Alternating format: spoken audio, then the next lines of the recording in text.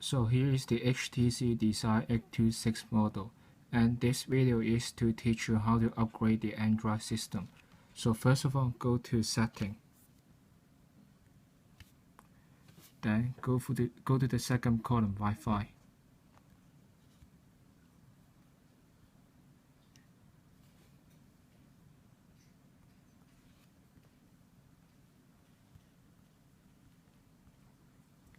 So connect,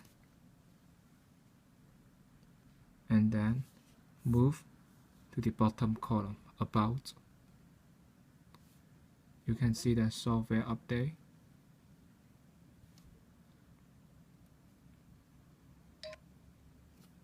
Then click Download.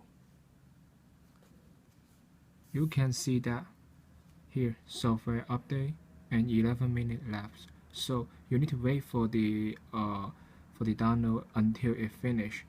Then after finishing the download process, you need to reboot the system. Reboot the device.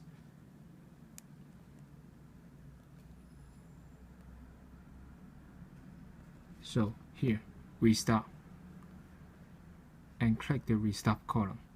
And after you reboot the system will take about 5